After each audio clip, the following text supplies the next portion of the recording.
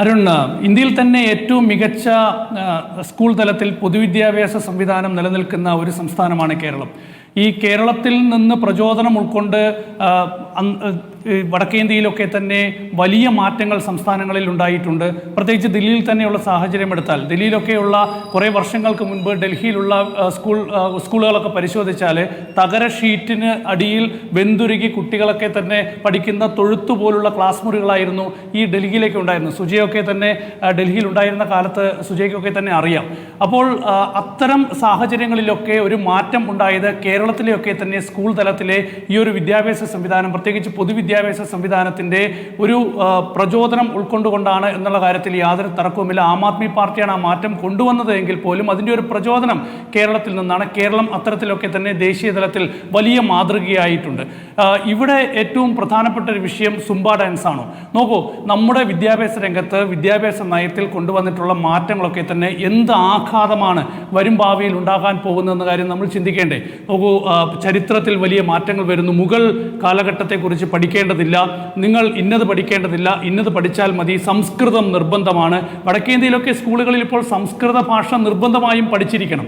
അപ്പോൾ സ്കൂൾ വിദ്യാഭ്യാസത്തിൻ്റെ ഭാഗമായി സംസ്കൃതം നിർബന്ധമാക്കുന്നു. ഇംഗ്ലീഷ് വേണ്ട, നിങ്ങൾ ഹിന്ദി പഠിക്കണം, ഹിന്ദിയാണ് ഏറ്റവും വലുത്, ഇംഗ്ലീഷ് ഭാഷ സംസാരിക്കുന്നവർ ഇപ്പോൾ സമീപഭാവിയിൽ പുച്ഛിക്കേണ്ടി വരും, ലജ്ജിക്കേണ്ടി വരും എന്നൊക്കെ പറയുന്ന ആഭ്യന്തരമന്ത്രി ഉള്ള ഒരു രാജ്യം. അപ്പോൾ ഇത്തരത്തിലുള്ള വലിയ വെല്ലുവിളികൾ വിദ്യാഭ്യാസ രംഗത്തൊക്കെ തന്നെ ഉയർന്നു നിൽക്കുന്ന ഒരു സാഹചര്യത്തിൽ നമ്മൾ ഈ സുംബ ഡാൻസിനെ കുറിച്ചൊക്കെ ചർച്ച ചെയ്യുന്നത്. നോക്കൂ, എൻ്റെ നേരിട്ടുള്ള ഒരു അനുഭവം ഞാൻ പറയാം. ഈ നമ്മുടെ നാട്ടിൽ നിന്നൊക്കെ ഒരുപാട് വിദ്യാർത്ഥികൾ ഓരോ വർഷവും വിദേശ രാജ്യങ്ങളിലേക്ക് പോവുകയാണ്. ഉന്നത വിദ്യാഭ്യാസം, അതിലൂടെ കുടിയേറ്റം എന്നൊക്കെ പറഞ്ഞുകൊണ്ട് ഞാൻ ഈ വിദ്യാർത്ഥികളുടെ കുടിയേറ്റം അന്വേഷിച്ച് കാനഡയിലും UK ഒക്കെ തന്നെ കുറേ നാൾ താമസിച്ച് ഈ വിദ്യാർത്ഥികളെ കണ്ടൊക്കെ തന്നെ സംസാരിച്ചിട്ടുണ്ട്. രാത്രിയിൽ മൈനസ് താപനിലയിൽ ലണ്ടനിലൊക്കെ തന്നെ തെരുവിൽ സൗജന്യ ഭക്ഷണത്തിനായി വരി നിൽക്കുന്ന നൂറുകണക്കിന് മലയാളി വിദ്യാർത്ഥികളെ ഞാൻ കണ്ടിട്ടുണ്ട്. പട്ടിണി കിടക്കുന്ന മലയാളി വിദ്യാർത്ഥികളുണ്ട്. ഞാൻ അവരോട് ചോദിച്ചിട്ടുണ്ട്, നിങ്ങൾ എന്തിനാണ് ഇവിടെ വന്ന് ഇങ്ങനെ കിടക്കുന്നത്, നിങ്ങൾ നാട്ടിലേക്ക് തിരിച്ചു പോകൂടെ? അവർ പറഞ്ഞ മറുപടി, നാട്ടിൽ ഇതുപോലുള്ളൊരു സ്വാതന്ത്ര്യം കിട്ടും, ഇവിടെ പട്ടിണി കിടന്നാലും സ്വാതന്ത്ര്യത്തോടു കൂടി ജീവിക്കാം, നമ്മുടെ സ്വകാര്യ ജീവിതത്തിൽ ഇടപെടാൻ ആളുകൾ വരില്ല, സമൂഹം വരില്ല, സമുദായം വരില്ല. അപ്പോൾ ഒരു സ്വാതന്ത്ര്യം അവർ ഇന്ത്യക്ക് പുറത്ത്, അവരുടെ നാടിന് പുറത്ത്, വിദേശ രാജ്യങ്ങളിൽ അനുഭവിക്കുന്നു എന്നത് എത്ര വലിയ ഒരു വെല്ലുവിളിയാണ് നമ്മുടെ നാടിനെ സംബന്ധിച്ചിടത്തോളം. നോക്കൂ, അപ്പോൾ ഇത്തരത്തിൽ ഈ കാര്യങ്ങൾ തുറന്നു പറയുന്ന ഇത്തരം സാഹചര്യങ്ങൾ കൊണ്ട് ഈ നാട് വിട്ടുപോയി വിദേശ രാജ്യത്ത് പട്ടിണി കിടന്നാലും വേണ്ടില്ല അവിടെ തുടർന്ന് ജീവിക്കാൻ ആഗ്രഹിക്കുന്ന നമ്മുടെ തലമുറ. നോക്കൂ, ജെൻഡർ ഇക്വാലിറ്റി എന്നത്, തുല്യത എന്നത് വിദ്യാർത്ഥികളിൽ ഉണ്ടാകേണ്ടത് അവരുടെ വിദ്യാലയങ്ങളിൽ നിന്നാണ്. ആൺകുട്ടിയും പെൺകുട്ടിയും ഒരുമിച്ചിരുന്ന് പഠിച്ചതുകൊണ്ട് തുല്യത എന്നത് ഉണ്ടാവില്ല എന്നത് മൂഢത്തരമാണ്. അല്ലെങ്കിൽ പെൺകുട്ടികൾ രാജ്യത്ത് ആക്രമിക്കപ്പെടുന്നത്, സ്ത്രീകൾക്ക് നേരെയുള്ള അതിക്രമങ്ങൾ വർദ്ധിക്കുന്നത്, പെൺകുട്ടിയും ആൺകുട്ടിയും ഒരുമിച്ച് സ്കൂളിലിരുന്ന് പഠിക്കുന്നതുകൊണ്ടാണെന്നൊക്കെ പറയുന്നത് എത്ര വലിയ വിഡ്ഢിത്തമാണ് എന്നതാണ് എനിക്ക് ചോദിക്കാനുള്ളത്. മറ്റൊരു പ്രധാനപ്പെട്ട കാര്യം, നമ്മുടെ ഈ മത പണ്ഡിതന്മാർ, അതുപോലെ തന്നെ നമ്മുടെ സാമുദായിക നേതാക്കന്മാർ, അതുപോലെ തന്നെ സമുദായ സംഘടനകളുടെ തലവന്മാരൊക്കെ തന്നെ ഒരു കാര്യം ഓർക്കുക, ഈ പുരോഗമന ചിന്താഗതിയിലല്ല ഇവരുടെ നീക്കങ്ങളെങ്കിൽ പുതിയ തലമുറ ഇതൊന്നും കണ്ടിരിക്കാൻ പോകുന്നില്ല.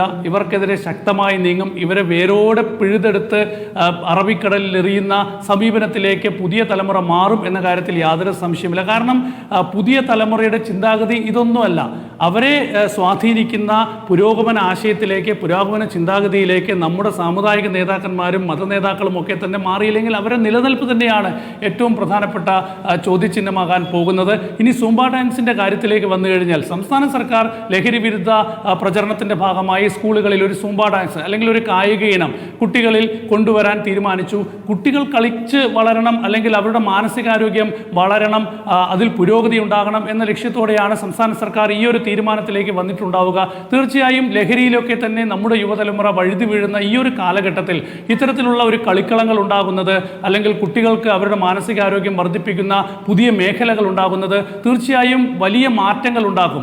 അത് തീർച്ചയായും നമ്മുടെ നാട്ടിൽ ഉണ്ടാകണം, സാംസ്കാരിക വൈവിധ്യങ്ങൾ ഉണ്ടാകണം. അതുകൊണ്ട് ഇത്തരം സംഭവങ്ങളെ പോസിറ്റീവായി എടുത്ത് അതിനെ പിന്തുണച്ച് അതിൻ്റെ ഭാഗമായി നിൽക്കുന്നതിന് പകരം ഇത് നമ്മുടെ സാമൂഹ്യ മര്യാദയ്ക്ക് ചേരുന്നതല്ല, ഇത് സദാചാരമല്ല.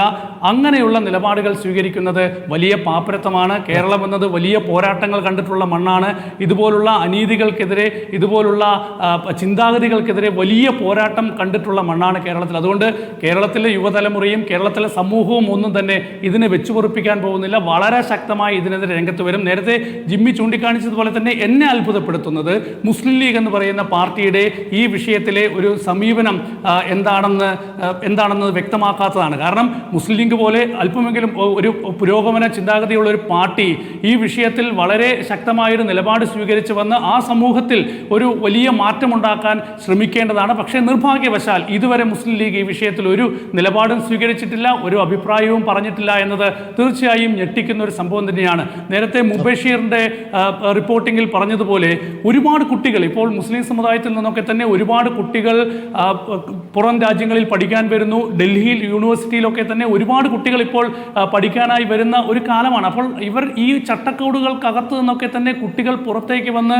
വിദ്യാഭ്യാസം നേടാനും പുതിയ മേഖലകളിലേക്ക് പോകാനുമൊക്കെ തന്നെ ശ്രമിക്കുന്ന ഒരു കാലമാണിത്, പുതിയ കാലമാണിത്. അപ്പോൾ ആ പുതിയ കാലത്തെ ഉൾക്കൊള്ളണം. എൻ്റെ ഒരു സഹപ്രവർത്തകൻ ഉണ്ടായിരുന്നു. ജീവിതത്തിൽ സിനിമാ തിയേറ്ററിൽ പോയി നേരിട്ട് സിനിമ കാണാൻ കഴിയാതിരുന്ന എൻ്റെ ഒരു സഹപ്രവർത്തകനുണ്ടായിരുന്നു. എൻ്റെ കൂടെ ജോലി ചെയ്തൊരു സഹപ്രവർത്തകൻ. അവരുടെ സാമൂഹ്യ അന്തരീക്ഷം അതുപോലെയായിരുന്നു, അവരുടെ ആ സമുദായത്തിലെ അന്തരീക്ഷം അതുപോലെയായിരുന്നു. അപ്പോൾ അതെല്ലാം മാറണം. അപ്പോൾ ഇതെല്ലാം മാറും, അതെല്ലാം പൊളിച്ചെഴുതുന്ന ഒരു യുവതലമുറ തന്നെയാണ് നമുക്കിടയിലുള്ളത്.